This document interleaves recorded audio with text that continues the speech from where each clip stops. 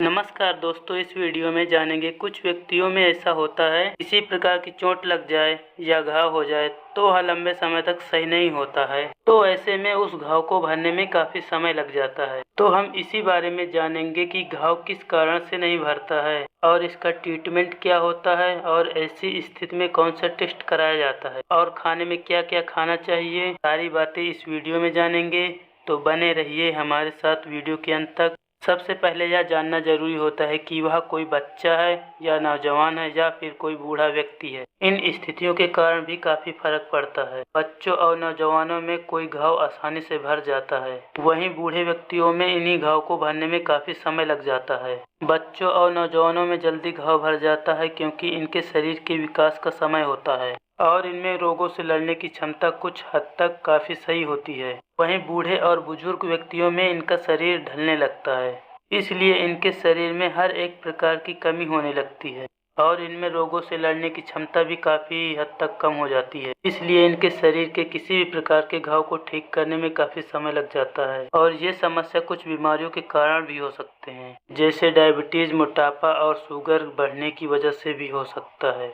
यदि कोई घाव लंबे समय तक भर नहीं रहा है तो उस घाव के पस की जांच भी करवाई जाती है। इस टेस्ट को पस कल्चर के नाम से जाना जाता है। इस टेस्ट से शरीर के भीतर बढ़ने वाले इन्फेक्शन को पहचाना जाता है। इससे शरीर में फैलने वाले इन्फेक्शन की ताकत का पता लगाया जाता है। तो जानेंगे ट्रीटमेंट में क्या क्या दिया जाता है।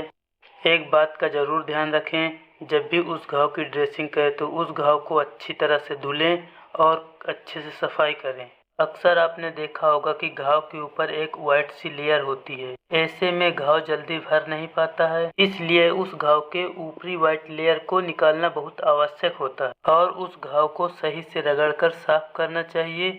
ऐसे में थोड़ी बहुत ब्लीडिंग हो सकती है, लेकिन इस प्रकार हर बार ड्रेसिंग करने से घाव भरने की गति बढ़ जाती है। ड्रेसिंग की बात करें तो इसके लिए बेटाडीन लिक्विड से ही ड्रेसिंग करना चाहिए। बड़े बड़े हॉस्पिटलों में ऑपरेशन या सर्जरी व किसी प्रकार के घावों को ठीक करने के लिए बेटाडीन लिक्विड का ही प्रयोग किया जाता है। ये ड्रेसिंग के लिए सबसे बेस्ट लिक्विड होता है। ड्रेसिंग करने को तो आप सिप्लाडीन ऑइंटमेंट या बेटाडीन ऑइंटमेंट और सिप्लाडीन लिक्विड से भी कर सकते हैं। ऐसे घावों को ठीक करने के लिए बेटाडीन लिक्विड से ही ड्रेसिंग करना उचित होता है। टैबलेट में आप क्लाइवम 625 mg टैबलेट को नाश्ते के बाद सुबह शाम दे सकते हैं। ये टैबलेट एक एंटीबायोटिक टैबलेट होती है जो घाव के इन्फेक्शन व सूजन को कम करने के लिए दिया जाता है। इसी के साथ में सिप्रोक्सिन का इंजेक्शन दिन में 2 बार या दिन में 1 बार लगाया जाता है। यदि घाव में ज्यादा इन्फेक्शन है या सूजन है तो इस इंजेक्शन को भी दिन में 2 बार या 1 बार दिया जाता है। वो तो मरीज के घाव के कंडीशन को देखकर दिन में 1 बार या 2 बार दिया जाता है। और साथ में टैबलेट में आप जियोडॉल एसपी दे सकते हैं। ये टैबलेट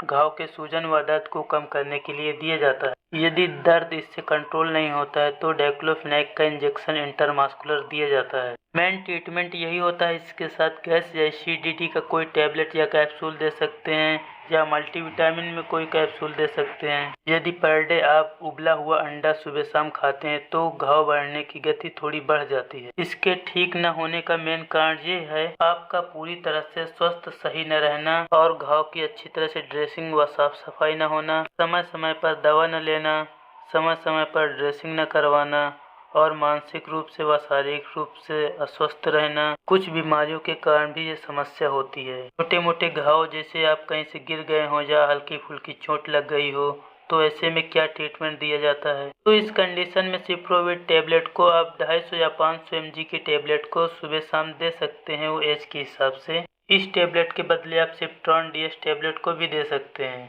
ये टैबलेट घाव को सुखाने के लिए व इन्फेक्शन के लिए दिया जाता है। दर्द के लिए सिक्लोपैरासीटामॉल या आइब्रुफेन पैरासीटामॉल, कोई इनमें से एक टैबलेट को दिन में 2 बार या सुबह शाम दे सकते हैं। और साथ में गैस या एसिडिटी के लिए एसिलॉक 150 या जिनटेक 150 mg की टैबलेट को दिन में 2 बार दे सकते हैं। इस कंडीशन में ट्रीटमेंट नॉर्मल होता है, लेकिन सावधानियां रखना जरूरी होता है। कोई भी इंजेक्शन या टैबलेट स्वयं से न लें। कोई भी समस्या होने पर अपने डॉक्टर से सलाह लें। ये वीडियो केवल जानकारी पर्पस के लिए बनाई जाती है। तो दोस्तों, जानकारी कैसी लगी कमेंट में ज़रूर बताएं। वीडियो अच्छा लगा हो तो वीडियो को लाइक करें और चैनल पे पहली बार आए हैं तो चैनल को सब्सक्राइब करें। तो दोस्तों, मिलते हैं नेक्स्ट वीडियो में। जय हिंद, वंदे मातरम।